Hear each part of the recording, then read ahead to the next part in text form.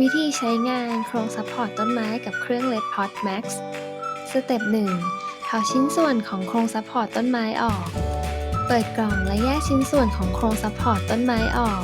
สามารถพับชิ้นส่วนไปมาหรือปลดออกตรงจุดเชื่อมต่อเพื่อแยกอุปกรณ์แต่ละชิ้น หรือสามารถใช้กรรไกรตัดตรงจุดเชื่อมต่อได้ สเต็ป 2. วิธีประกอบโครงซัพพอร์ตต้นไม้โครงซัพพอร์ตของ Leadpot Max ออกแบบมาให้รองรับถาดปลูกทั้งสองแบบ เริ่มต้นประกอบตามคู่มือที่ด้านหลังกล่อง จากนั้นพลิกโครงขึ้นด้านบน แล้วใส่แท่งซัพพอร์ตเข้าไป สเต็ป 3. วางโครงซัพพอร์ตบนถาดปลูก เมื่อประกอบเสร็จแล้วให้ยึดกับรูของถาดปลูกในตำแหน่งที่เหมาะสม โครงซัพพอร์ตของ Leadpot Max ออกแบบมาให้รองรับถาดปลูกทั้ง2แบบถาดปลูกทั้งแบบ 21 ช่องปลูกและ 2 ช่องปลูกติดตั้งเหมือนกัน สเต็ป 4. วิธีติดตั้งแท่งซัพพอร์ตสำหรับ Leadpot Max ยึดโครงซัพพอร์ตแนวขวาง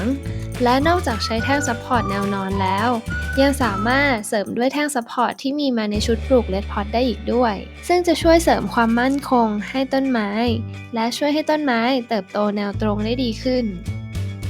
สเต็ป 5. วิธีจัดวางโครงซ้อนกันสำหรับ Leadpot Max โครงซัพพอร์ตจะยึดกับถาดปลูกเพื่อรองรับความสูงของต้นไม้ในแต่ละช่วงการเติบโต ใช้รูด้านบนของโครงในการปรับระดับและล็อกโครงซัพพอร์ตกับถาดให้แน่น